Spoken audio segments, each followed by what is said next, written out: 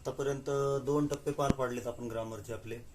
एक simple tense संपवला आपण आणि एक परफेक्ट टेन्स संपवला आपण. सॉरी, कंटिन्युअस टेन्स संपवला आपण. आज परफेक्ट टेन्सनं स्टार्ट करणार आहेत आपण. तर आतापर्यंत आपण काय पाहिलं त्याचं एक धावती उजळणी घेऊया आपण. अँकर वर्ड, महत्वाचा शब्द. अँकर वर्ड थोडं जास्तच करामती शब्द आहे हा अँकर वर्ड. म्हणजे थोडक्यात व्हर्ब्स. तर हे व्हर्ब्स काय करतात किंवा हे अँकर वर्ड काय करतात. जर साधा काळ ज्यावेळेस होता, साध्या काळात काय असायचं, सिंपल टेन्स मध्ये फक्त एकच अँकर वर्ड पाहिजे. काय अट असायची, एकच अँकर वर्ड पाहिजे. मग अँकर वर्ड मध्ये काय काय असतं आपल्याला माहिती आहे. अँकर वर्ड मध्ये पॉवर वर्ड 1, पॉवर वर्ड 2 आणि हा ऍक्शन वर्ड, हे तिघ जण असतात. मग हा जो साधा काळ आहे, या साधा काळामध्ये एकच अँकर वर्ड पाहिजे. म्हणजे अँकर वर्ड मधलं एक तर पॉवर वर्ड 1 पाहिजे. पॉवर वर्ड 1 मध्ये काय काय असतं तर सर्व टू बी ची रूप असतात. Am, is, are, was, were. Power word 1, power word 1 तरी पाहिजे, नाही तर पॉवर वर्ड 2 तरी पाहिजे. पॉवर वर्ड 2 काय असतो तर टू हॅव ची रूप असतात. ही सर्व have, has, had, will have ही लोक पाहिजेत तिथं. नाही तर ऍक्शन वर्ड पाहिजे, म्हणजे कुठलंही क्रियापद पाहिजे. ह्या 3 बाबीची आवश्यकता होती. म्हणजेच या तिघापैकी कोणीतरी एक पाहिजेच होतं वाक्य. उदाहरणार्थ असेल आय एम अ बॉय, मी मुलगा आहे. इथं ॲम आलेला आहे, टू बीचं रूप आलेलं आहे. Am, is, are, was, were, shall be, will be. त्यापैकी म्हणजे टू बी म्हणजे पॉवर वर्ड 1 एकच आलेलं होतं या वाक्यामध्ये. त्यामुळं ते वाक्य झालं होतं कुठल्या काळातलं, साध्या काळातलं. आय विल बी डॉक्टर, इथं आय विल बी डॉक्टर म्हणजे विल बी हे काय झालं, परत पॉवर वर्ड 1 आलं. I will eat, I will eat म्हणजे विल ईट इथं कशासाठी आलेलं असतं, विल हे सांगण्यासाठी आलेलं आहे की ईटचा भविष्यकाळी रूप आहे म्हणून. I will eat, I will eat हे विल बीचं विल नाही. नाही तुम्हाला वाटेल सर इथं बघा नाही तर विल आलंय, मग पॉवर वर्ड 1 आणि हे ऍक्शन वर्ड म्हणून हे साधा काळ तर नाही, असं नाही. आय विल ईट हे साधा काळच आहे, कारण विल ईट म्हणजे ईटचं हे भविष्यकाळी रूप आहे म्हणून. या पद्धतीने आपण साधा काळ पाहिला. त्यानंतर आपण पाहिलं होतं काय, नंतर आपण अपूर्ण काळ पाहिला किंवा चालू काळ पाहिला. तर याची अट काय होती, याच्यामध्ये स्ट्रिक्टली एक पॉवर वर्ड 1 पाहिजे होता आणि ऍक्शन वर्डला आयएनजी लावा म्हणत होतं. ते काय लावा म्हणत होतं, आयएनजी. पॉवर वर्ड 1 पाहिजेच. Am, is, are, was, were आणि विल बी या 6 जणांपैकी एक जण इथं 100% पाहिजेच होता. तर जो कोणता ऍक्शन वर्ड त्यामध्ये आपण वापरणार आहोत वापरायलाच पाहिजे, त्याशिवाय अपूर्ण काळ तयार होणारच नव्हता. हे सूत्र होतं कशाचं तर आपल्या कंटिन्युअस टेन्सचं. आणि आज पाहणार आहेत आपण ते म्हणजे पूर्ण काळ म्हणजेच परफेक्ट टेन्स. याची अट काय असते तर याच्यामध्ये पॉवर वर्ड 2 आला पाहिजे आणि ऍक्शन वर्डचं 3रं रूप आलं पाहिजे.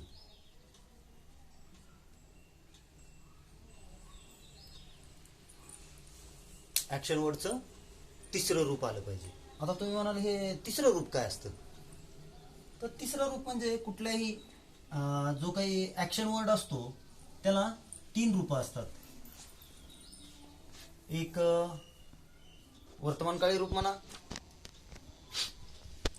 एक भूतकाळी रूप म्हणा आणि एक 3रं तर हे पार्टिसिपल त्याला इंग्लिशमध्ये म्हणतात, पार्टिसिपल. काय शब्द आहे त्यासाठी? पार्टिसिपल, पास्ट पार्टिसिपल म्हणतात त्याला. पास्ट पार्टिसिपल लक्षात राहत नसेल तर मग त्यापेक्षा सोपं आपण एक काम करूया. कुठल्याही ऍक्शन वर्डचे 3 रूप. पहिलं रूप वर्तमान काळी, दुसरं रूप भूतकाळी आणि तिसरं रूप पूर्ण काळातलं. त्याला परफेक्ट म्हणू आपण. पार्टिसिपल म्हणायच्या ऐवजी काय म्हणू त्याला? परफेक्ट म्हणू. 3 रूप असतात. उदाहरणार्थ कसं कट कट कट हे 3 रूप झाले. बरोबर आहे. मग तिन्ही मध्ये ते क्रियापद सारखंच झालं. प्रेझेंट टेन्स मधला तसा फॉर्म तेव्हा क्रियापदाचा तोच होता, भूतकाळी रूप तेच होतं आणि भविष्यकाळी म्हणलं पूर्णकाळी रूप सुद्धा तेच कट झालं. याच पद्धतीनं आपल्याला काय करायचं आता, याचा फॉर्मॅट शिकून घ्यायचा आहे.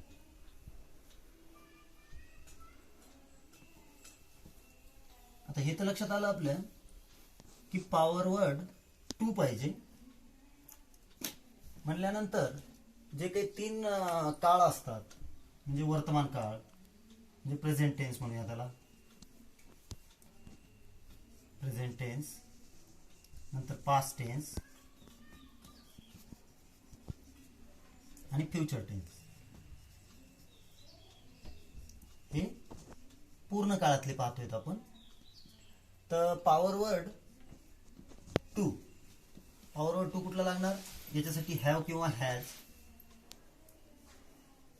त्यानंतर भूतकाळी रूप मात्र हॅड आणि भविष्यकाळी रूप मात्र विल हॅव. हेच असायला पाहिजे. पॉवर वर्ड 2 ची गोष्ट संपली. आता ऍक्शन वर्डचं तिसरं रूप. ऍक्शन वर्ड तिसरं रूप. 3 रूप दिसायला लागलं का? ते जाऊ दे, दिसू दे. तिसरं रूप म्हणाला. तर याच्यामध्ये जे काही ऍक्शन वर्ड आपण वापरणार आहेत त्याचं काय करायचं? कितवं रूप वापरायचं आपल्याला? कोणताही काळ जरी असला तरी त्याचं तिसरं रूप वापरायचं आपल्याला. कशाचं? त्या ऍक्शन वर्डचं. ऍक्शन वर्डचे तिसरे रूप वापरायचे. कोणताही काळ असू द्या, मग तो वर्तमान काळ असेल, भूतकाळ असेल, नाही तर भविष्य काळ असेल. त्यामध्ये पॉवर वर्ड 2 चं योग्य तो शब्द वापरल्यानंतर लागलीच काय आलं पाहिजे? ऍक्शन वर्डचं तिसरं रूप हे यायलाच पाहिजे. आता यानंतरचा भाग आपल्याला बघायचा आहे. तो एक एक वाक्य आता डिटेलमध्ये पाहूया आपण.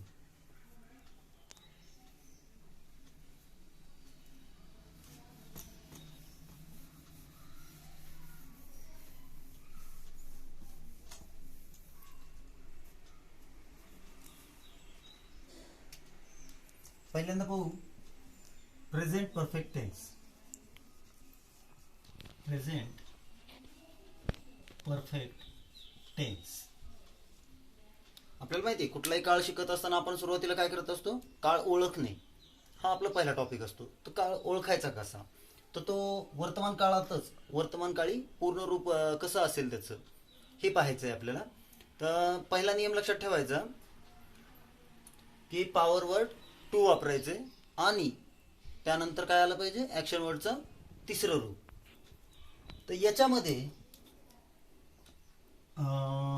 एक वाक्य घेतो मी. आय हॅव completed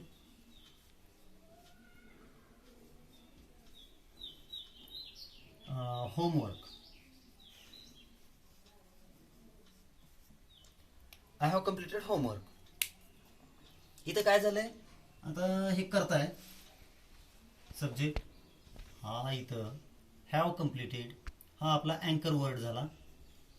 याच्यामध्ये काळजीपूर्वक पाहिलं टू हॅवचं हॅव हे वर्तमान काळी रूप आलेलं आहे आणि ऍक्शन वर्डचं हे तिसरं रूप आहे. कंप्लीट, कम्प्लिटेड, कम्प्लिटेड हे तिसरं रूप. त्या व्हर्बचं आपण तिसरं रूप वापरलेलं आहे. आणि पुढे काय ऑब्जेक्ट किती आपल्याला लहान मोठं करता येतं, किती त्याच्यामध्ये कंजक्शन्स वापरायचे हे ते मोठं होत जाते. त्याचा काही प्रॉब्लेम नाही. सो इथे लक्षात यायला पाहिजे आपल्याला वर्तमान काळ जर असेल तर टू हॅव चंच रूप वापरलं पाहिजे. म्हणजेच हॅव नाही तर हॅजच तिथं आलं पाहिजे. जर ते आलेलं असेल तर डोळं झाकून आपण सरळ म्हणू शकतो की हे जे वाक्य आहे ते प्रेझेंट परफेक्ट टेन्स मधलं आहे. तर या पद्धतीनं दुसरा टेन्स पाहायचा आहे आपल्याला आता. दुसरा पास्ट परफेक्ट.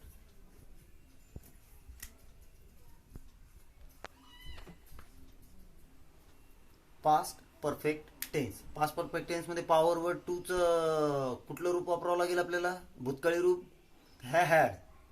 HAD had. म्हणून इथे हॅवच्या ठिकाणी काय येणार आहे? बदल होणार आहे. फक्त हॅवच्या ठिकाणी हॅड येणार आहे. बाकीचं वाक्य जशास तसंच जरी राहिलं तरी सुद्धा ते परफेक्टली पूर्ण भूतकाळी रूपामध्ये चाललं गेलं. या ठिकाणी पहा, आय हॅड कम्प्लिटेड होमवर्क. या ठिकाणी काय झालं? त्याचं पूर्ण काळामध्ये रूपांतर झालेलं आहे. आता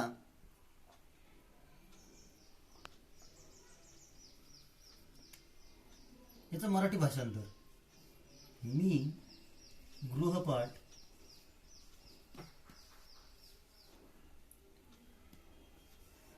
पूर्ण ईडी लागलेला आहे ना, मग पूर्ण केला. पूर्ण केला आणि हॅड म्हणजे होता. आलं लक्षात? भूतकाळी रूप कसं दिसणार आहे? पूर्ण केला होता. आणि जर हेच हॅव होतं त्यावेळेस कसं झालं असतं? पूर्ण केला आहे. म्हणजे थोडक्यात काय, वर्तमान काळामध्ये जर तुम्हाला पूर्ण काळ जर तुम्ही वापरला तर त्याचं उत्तर असतं की जे काही काम तुम्ही केले ते केव्हा केलंय? तर जस्ट एक थोडा वेळ झालं हे काम केले. म्हणजे मला जर म्हणायचंय मी बोललो आहे, मी बोललो आहे, किंवा मी तुम्हाला सांगितलं, किंवा मी सांगितले, एवढे जरी म्हणायचं मी सांगितले आहे, तर मी काय म्हणणार आहे? मग तेच काय करणार आहे? मी आय हॅव सांगणे, टेल, टेलचं दुसरं रूप टेल, टोल्ड, टोल्ड, या पद्धतीनं. तर इथे येईल आय हॅव टोल्ड, मी सांगितलेले आहे, या पद्धतीनं. भूतकाळी आय हॅड टोल्ड, मी सांगितलेले होते. आय विल हॅव टोल्ड, मी सांगितलेले असेल. एवढं सिंपल आहे, काहीच नाही टेन्शन. हे ले वेले सगळे इथेच येणार आहे. हे शब्द हे शेवटचे एंड काय होणार आहे?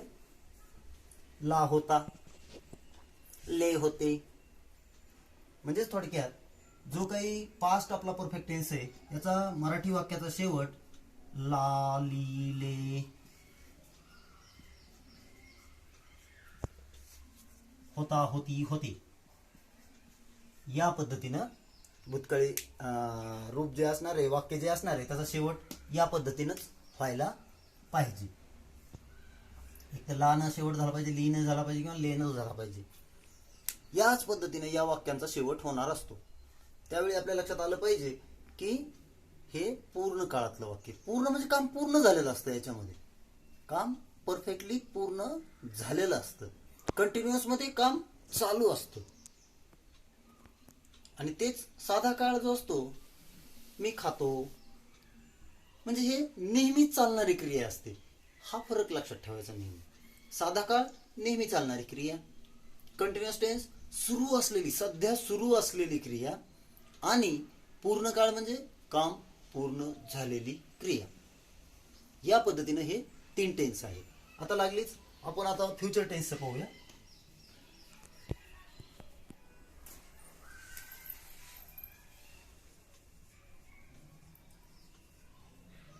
फ्युचर परफेक्ट टेन्स हा कसा ओळखायचा? साहजिकच याचे पॉवर वर्ड 2 मध्ये आपण काय वापरतो? भविष्यकाळी रूप. तर विल हॅव. करता कोणीही असो, विल हॅवच वापरणार आपण. कर्त्याला बंधन नाही. आय विल हॅव, या पद्धतीने. I will have completed homework. म्हणजे इथं बदल काय होईल मराठीमध्ये? मग मी गृहपाठ पूर्ण केला होता येईल का? आता विल आहे ना, भविष्यकाळ आहे ना, असेल. काय असणार आहे? ला असेल.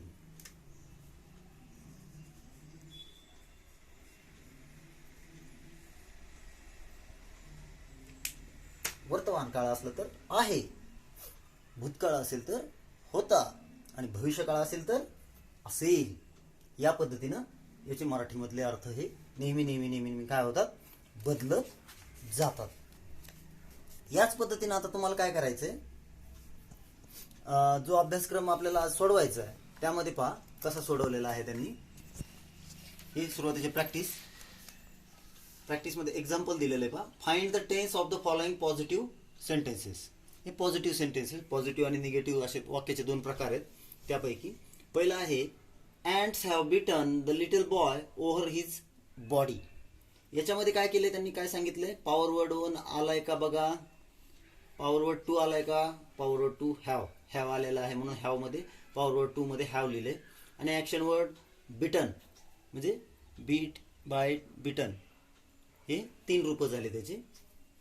हे तिसरं रूप वापरलं त्यांनी. मग इथं त्याचा अर्थ काय काढला त्यांनी, टेन्स ऑफ द अँकर वर्ड पॉवर वर्ड 2 तो कसला आहे, हॅव कसलं रूप आहे, वर्तमान काळी म्हणून ते प्रेझेंट टेन्स मध्ये. आणि ॲक्शन वर्ड हा परफेक्ट आहे म्हणून हे वाक्य कसलं झालं, tense of the sentence present perfect tense.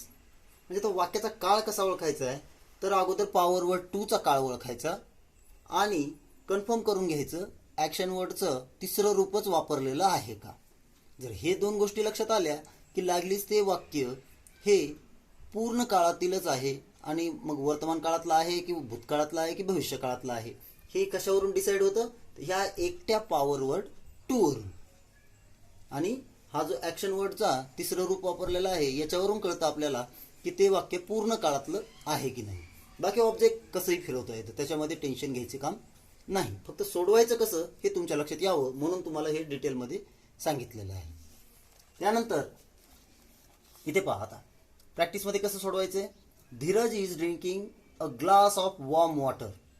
मग त्यांनी विचारले पॉवर वर्ड 1 नाही आलेला, पॉवर वर्ड 2 नाही, पॉवर वर्ड 1 आलेला आहे इथं, म्हणजे इथं इज घ्यावा लागेल.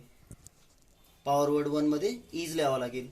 ड्रिंकिंग पॉवर वर्ड 2 नाही आलेलं, ॲक्शन वर्डला ING लागलेला आहे म्हणजे इथं पॉवर वर्ड 1 आहे आणि ॲक्शन वर्डला ING आहे.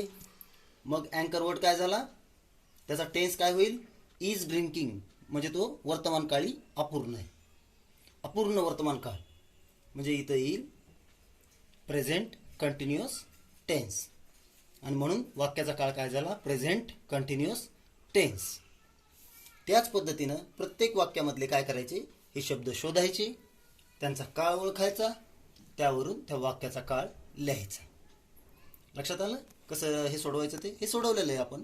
याच्यामुळे सराव कशाचा होतो, ते वाक्य ओळखण्याचा सराव होतो. आणि पहिला टॉपिक आपला तोच आहे, वाक्य ओळखा कोणत्या काळातलं आहे ते.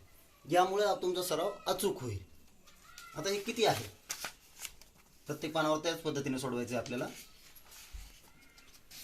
जास्त नाही आहेत, थोडेच आहेत. पूर्ण सराव करा. शेवटी होमवर्क दिलेला आहे परत.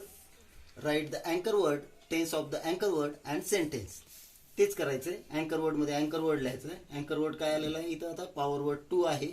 Ayush will feed his dog some biscuits with milk in some time.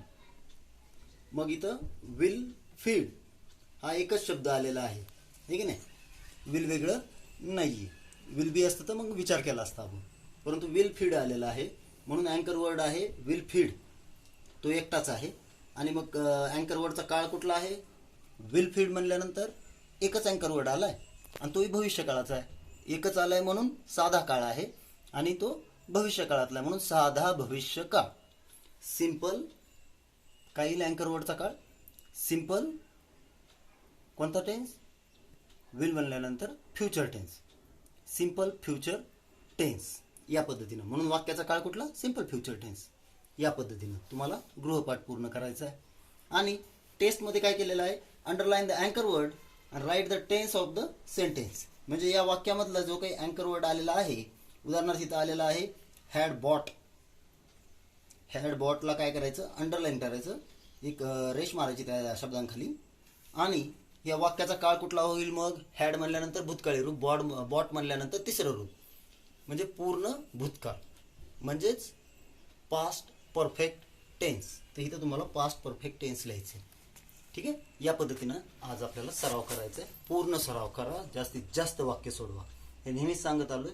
पुढच्या 6 दिवसात हा टॉपिक आपल्याला संपवायचा आहे आणि होतं 6 दिवसात पूर्ण होतं चांगल्या सरावासह.